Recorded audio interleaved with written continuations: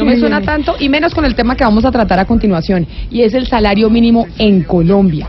Y es que ya sabemos que cuando viene diciembre empezamos a discutir o empiezan a discutir las centrales obreras con los empresarios y con el gobierno nacional qué tanto debe ser el aumento del salario mínimo para el próximo año. Muchas veces se tiene en cuenta la inflación, que es la que nos termina dando a conocer el Banco de la República. Y cuando se habla del aumento del salario mínimo, se dice que tiene que estar alrededor de la inflación o un poco por encima. Sin embargo, acordémonos que en el pasado mes de septiembre, el ministro de Hacienda, Alberto Carrasquilla, durante su intervención en el Congreso de Fase Colda, aseguró que los empresarios pagan un sueldo muy alto. Esto fue lo que dijo el ministro Carrasquilla en ese momento. El sector formal contrata a un costo que es relativamente alto. La relación, para poner un ejemplo, entre el salario mínimo legal y el salario medio del país está entre los más altos del mundo. Eso es lo que opina el ministro de Hacienda del gobierno de Iván Duque, el ministro Carrasquilla, que pues no está dándole la cara a los medios para hablar de la reforma tributaria. No sabemos si va a hablar del salario mínimo, pero lo que sabemos es que el señor no está de acuerdo con que se suba el salario mínimo significativamente. Pero por otro lado, en un momento, el expresidente y hoy senador Álvaro Uribe Vélez, en agosto de este año, habló de un aumento extraordinario del salario mínimo. ¿Eso qué significa? Que no es que se vaya a subir el salario mínimo para el próximo año, que obviamente eso sí va a pasar, sino que hubiera un aumento extraordinario, por una sola vez. Esto fue lo que dijo el expresidente en ese momento. Nosotros creemos que este país no puede seguir amarrando la creación de empleo, que necesitamos crear empleo de calidad. Por eso se ha propuesto bajar los impuestos a las empresas, al mismo tiempo dar garantías de estabilidad y, como requerimos mejorar, dignificar la remuneración de los trabajadores, propusimos, y es lo que venimos a honrar hoy, que se aumente el salario mínimo de los colombianos de manera extraordinaria en una ocasión. Eso fue lo que dijo el expresidente Uribe.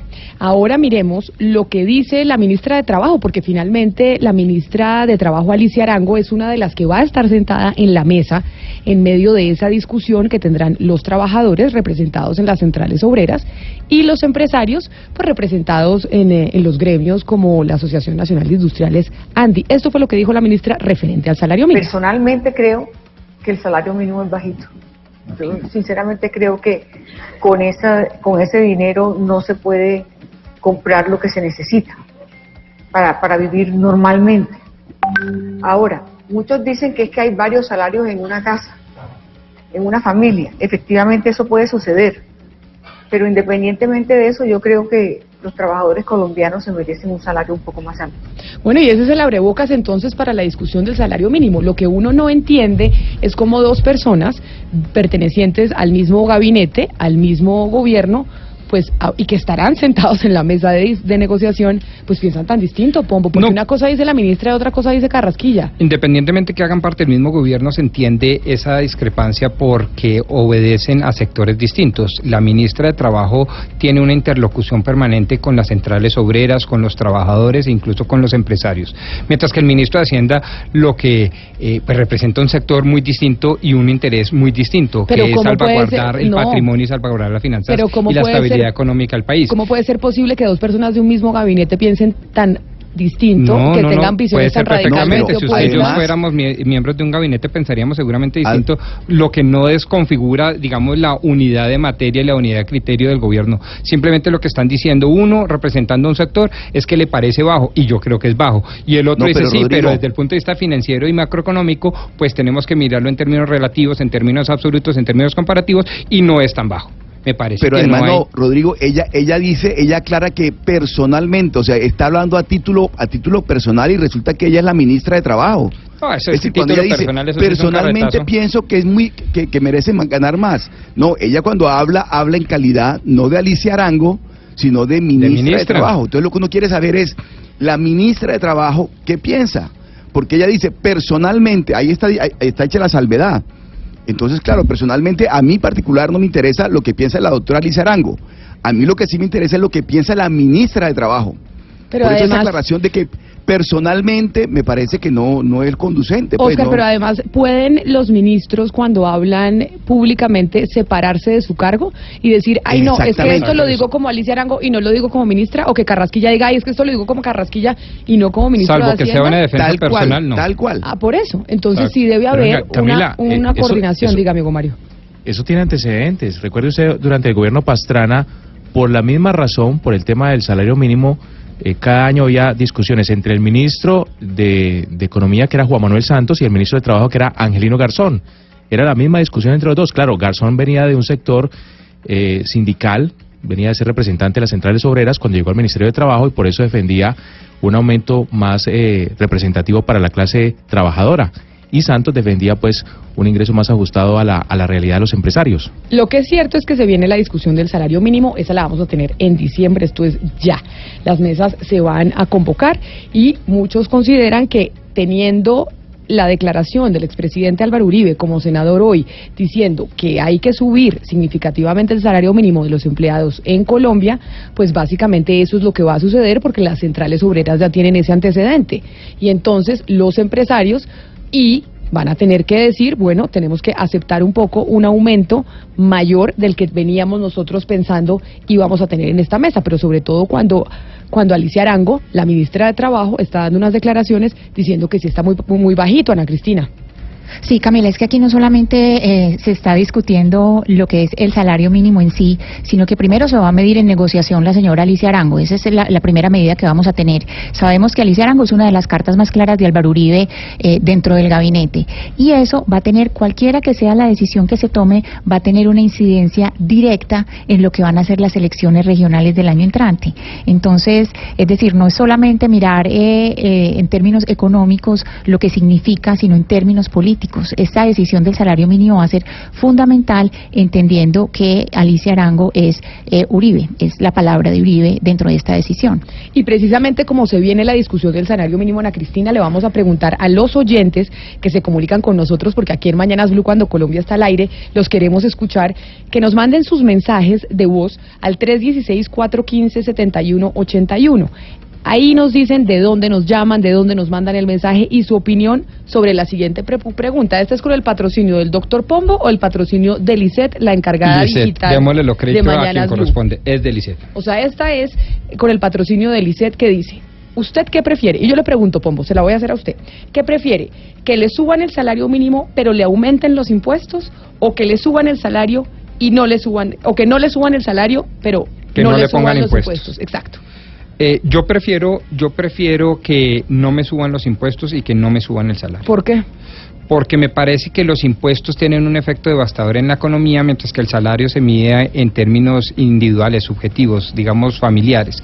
Y me parece que la situación económica está tan precaria. Estamos hablando que tenemos un déficit, dice el Contralor, de 30 billones, el gobierno dice que de 25, de 14, como para pues estar pensando en maltratar el sector productivo y a la locomotora de ingresos. Y eso es lo que haríamos elevando altamente los impuestos. Pues es que mire, precisamente tenemos un invitado internacional, para que no tengamos que hablar con nadie a nivel nacional y que sea mucho más objetivo. Sí, objetivo, y que esté alejado de la realidad nacional política que estaba un poco pues mostrándonos Ana Cristina desde Medellín. Él es José Luis Espert, es economista argentino, que además, Sebastián, José Luis Espert ha tratado de fundar un grupo de economistas liberales. ¿Ha tratado de liderar un grupo de economistas liberales en Argentina precisamente sobre este tema? Bueno, para entrar en contexto a la gente, Argentina está muy dividida, lo que ellos llaman la grieta, nosotros la polarización, entre el macrismo y el kirchnerismo. José Luis es un economista muy reputado que está tratando, le entiendo a José Luis en sus programas, en sus intervenciones, de crear un tercer frente que no sea ni macrista ni kirchnerista. José Luis es un liberal clásico, liberal. Clásico liberal. Entonces, es una excepción en el contexto de Argentina. Fíjese que, usted me corrige, Sebastián, creo que ni siquiera tienen partido político.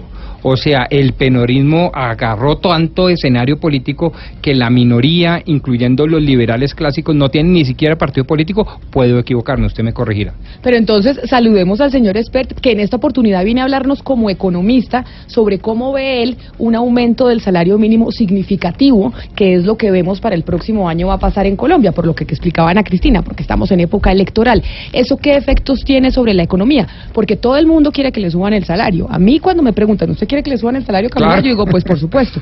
Así que, señor Espert, es un placer tenerlo aquí con nosotros en Mañanas Blue. Bienvenido. Hola, ¿qué tal? Buen día, ¿cómo les va? Muy bien, pero precisamente queríamos contar con una voz como la suya para saber, cuando se está en esa discusión de cuánto debe subir el salario mínimo para el próximo año, para los trabajadores de cualquier país, obviamente las centrales obreras dicen, queremos que se suba mucho más de lo que los empresarios esperan, y los empresarios dicen, no, nosotros queremos subirlo menos. Hoy en Colombia estamos viendo que la ministra de Trabajo dice que el salario sí es muy bajito, el salario mínimo, mientras que el ministro de Hacienda dice que no, que el salario mínimo es muy alto.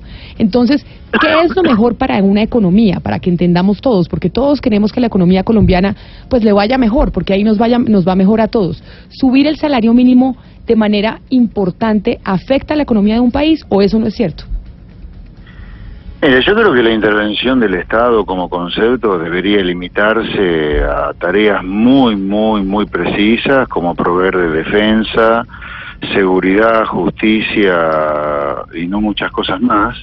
Así que, por lo tanto, cualquier intervención adicional me parece absolutamente, no solo necesaria, sino que está demostrada, y me parece que hay una larga experiencia en el mundo, de que cuando el Estado se pone a poner o precios máximos o salarios mínimos, se termina perjudicando a la gente de a pie, a la gente de trabajo. Mire, si usted pone un salario mínimo, va a haber mucha gente que no va a encontrar trabajo a ese salario mínimo y que estaría dispuesta a trabajar a un salario menor al mínimo.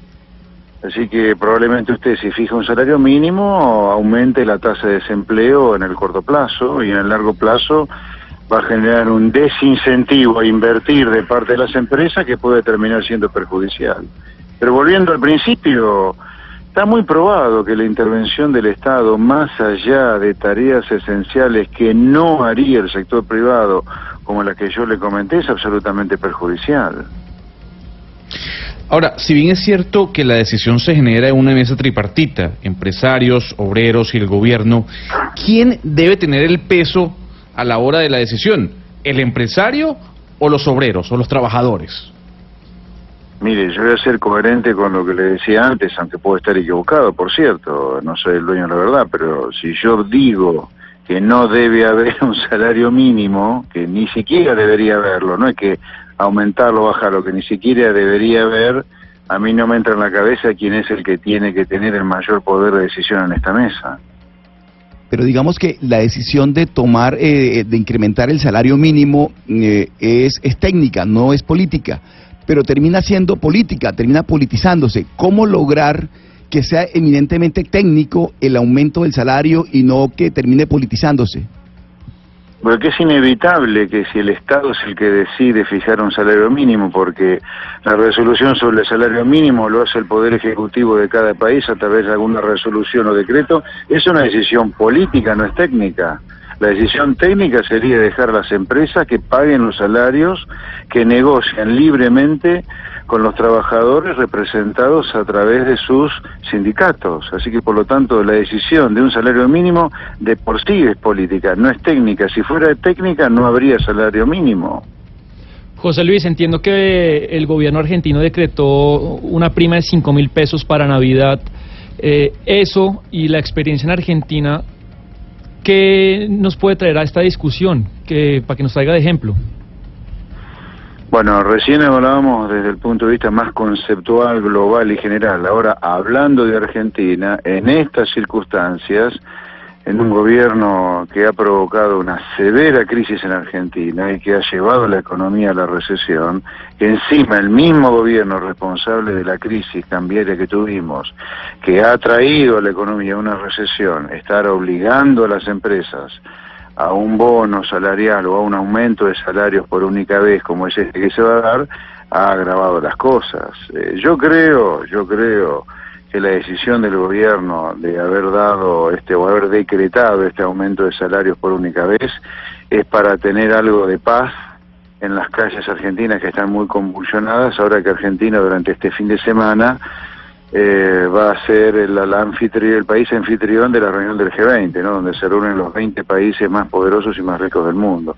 Me parece que ha sido una decisión, como hablábamos recién sobre el salario mínimo, eminentemente política, porque muy pocas empresas están en condiciones de pagar este aumento de salarios por única vez, o este bono salarial.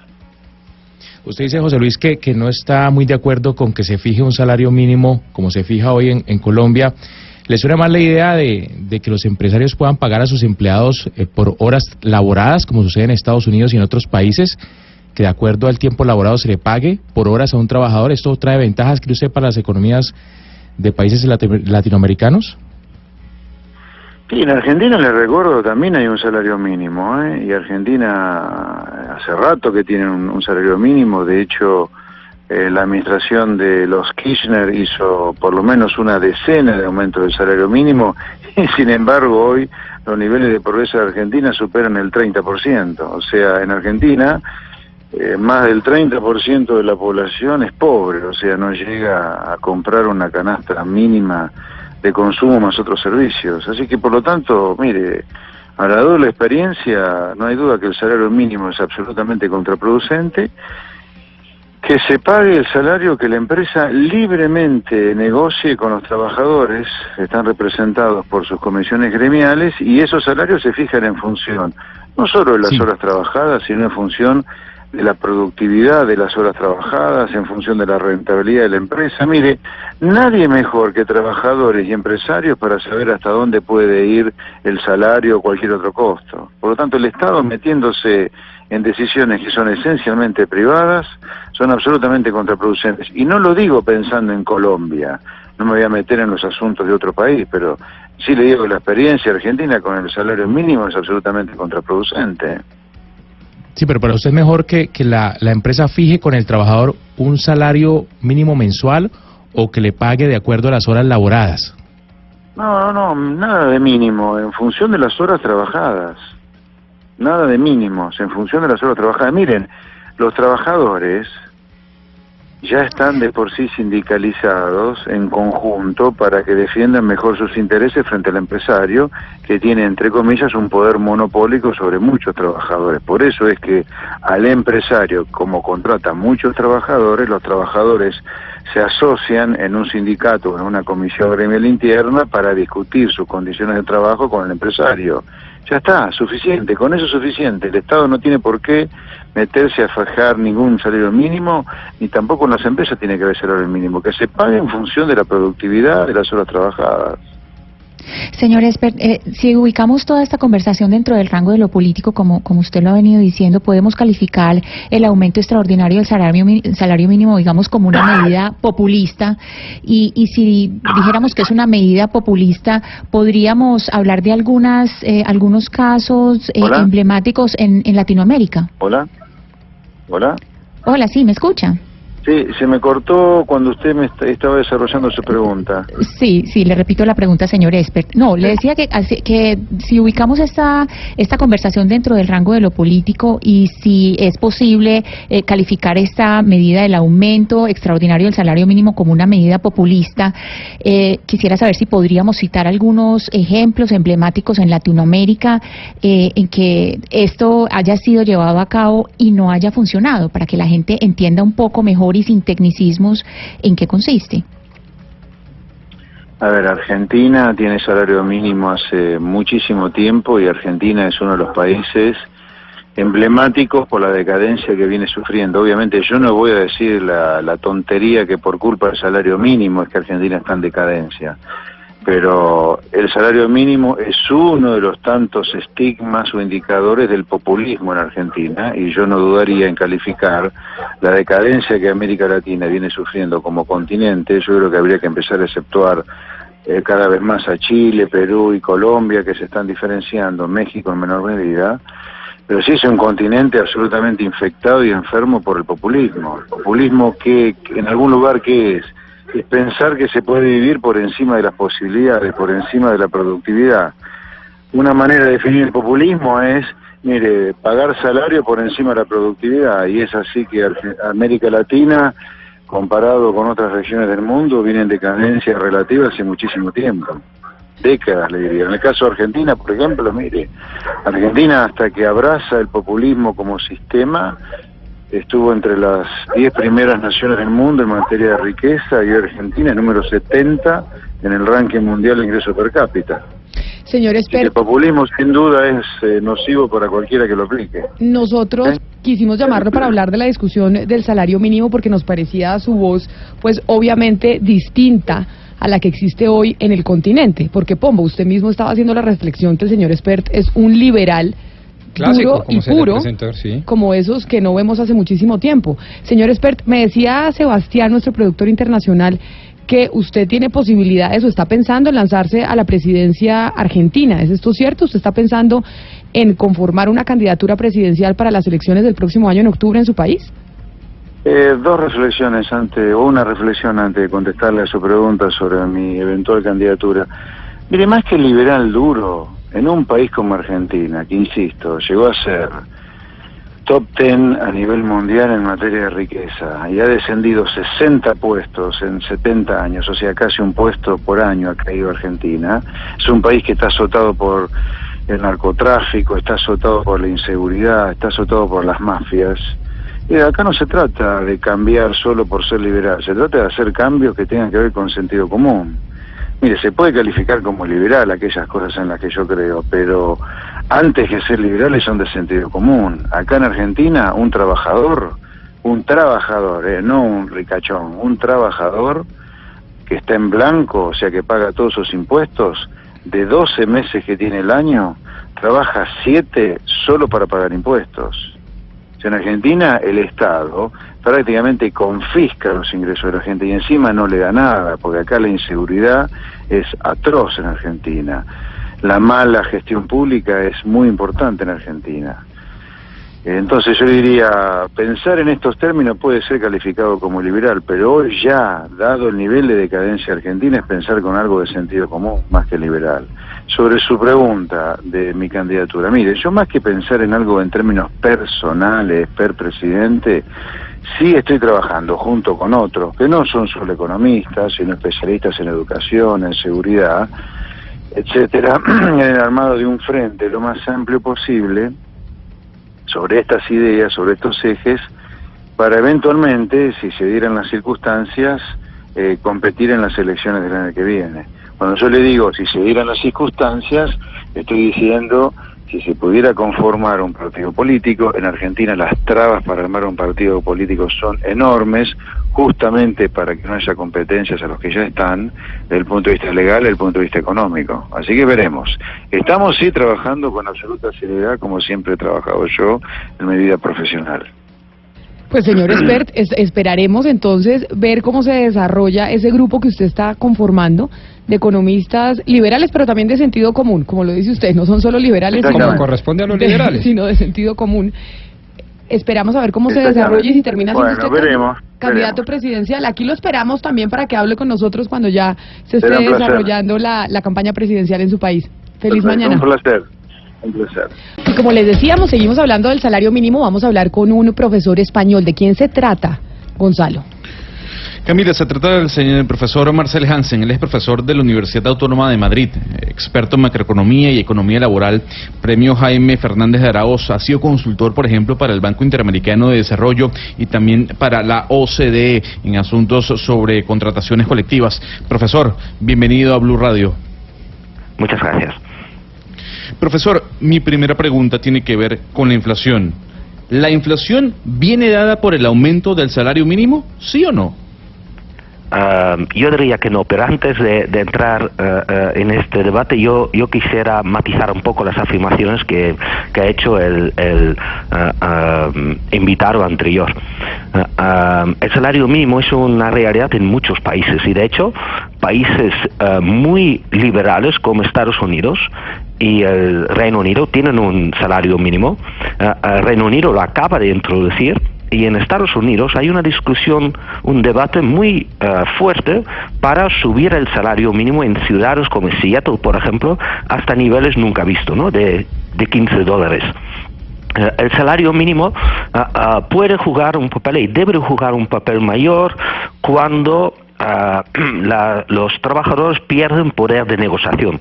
Y esto se está observando en muchos países, ¿no? Se debilitan los sindicatos, se debilita lo que se llama la negociación colectiva, y esto explica que en muchos países durante décadas casi los salarios más bajos están estancados. Y en estas circunstancias un salario mínimo sirve para por lo menos garantizar que aquellos que tienen un trabajo regular, ¿no?, puedan con su salario hacer una vida digna. Dicho esto, la controversia que tenéis vosotros ahora mismo en Colombia se parece mucho a la controversia que tenemos actualmente en España. El gobierno español ha anunciado un aumento en el salario mínimo de 23% para este año en una economía que actualmente sufre una tasa de desempleo de unos 15% y una tasa de desempleo juvenil superior al 30%. Y por tanto, ¿cuál es la controversia? El salario mínimo español puede ser bajo en términos absolutos e incluso en términos relativos, pero cuando subes el salario mínimo tan de golpe, las empresas pueden dejar de contratar a los trabajadores menos productivos. En el caso de España estamos pensando en jóvenes y muchas personas sin estudios. ¿Cuál es el problema en Latinoamérica de subir el salario mínimo demasiado? Es el empleo informal. En América Latina es mucho más difícil manejar el salario mínimo porque si lo fijas demasiado alto, muchos trabajadores pueden perder el acceso al empleo formal y estar condenados a empleos en el sector informal con salarios mucho más bajos, ¿no? Y por tanto hay que ser muy cauteloso a la hora de fijar el salario mínimo. Cuando lo tienes es razonable que suba con la inflación, pero es el salario mínimo que tiene que seguir la inflación. Es decir, es mejor vincular el salario mínimo a la evolución de los precios en los últimos años o quizás incluso la inflación prevista, pero el gran problema está en fijar el nivel adecuado. Y el segundo comentario va sobre la politización. Ustedes hacen mucha referencia a que la fijación del salario mínimo debería ser una decisión técnica, pero al final se politiza. Yo diría que el salario mínimo, la fijación de ello, lo mejor que puedan hacer es, primero, hay que concertarlo, es decir, es razonable y deseable que haya concertación con los interlocutores sociales, los sindicatos y la patronal, pero en los países donde el salario mínimo funciona mejor, suele haber una comisión de expertos y estos analizan el mercado laboral y en base de datos y evidencia intentan dar señales al gobierno de cuál sería la subida adecuada del salario mínimo, y no solo miran al salario mínimo, miran a todas las políticas que pueden ayudar a sacar a personas de la pobreza. Y en el caso de Colombia y otros países en Latinoamérica, sería crucial que se mirase también a cómo hacer que aflore el empleo informal. Es decir, probablemente es mucho más importante que aflore mucho empleo que actualmente está en el mercado informal con bajos salarios, aflorarlo al sector formal para que estas personas tengan acceso a servicios públicos y por tanto ser muy cauteloso a la hora de fijar el salario mínimo. Pero casi siempre esa concertación, que digamos es como el estado de gracia, el estado ideal, que se llegue a una concertación, casi siempre no se logra porque pues las partes, cada uno está defendiendo sus propios intereses. ¿Cómo lograr esa fórmula que permita fijar un salario mínimo que deje contentos a todos, si es posible? Bueno, sacarlo de la arena política ¿no? Y un buen ejemplo, y hay varios que han seguido el ejemplo, es el Reino Unido.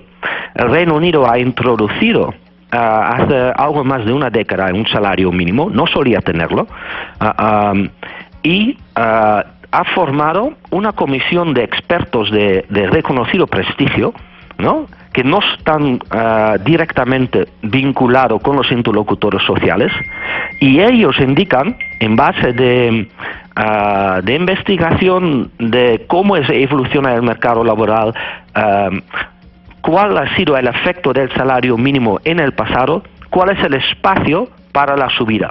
Es decir, hay que acotar el debate político con una propuesta que viene de personas que estudian el mercado laboral y que, en base de un análisis formal, ofrecen una indicación de cuál sería la subida deseada. Y, por tanto, reducir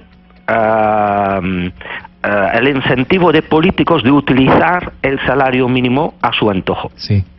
En Colombia el salario se fija cada año y es para todos los habitantes del territorio nacional. Quiero decir, para quienes ganan el salario mínimo es igual en todo el territorio colombiano. Sin embargo, hay una propuesta que se ha planteado sobre la mesa desde hace algún tiempo, aunque no ha sido muy escuchada, y tiene que ver con un salario mínimo por regiones, diferencial, de acuerdo a la región.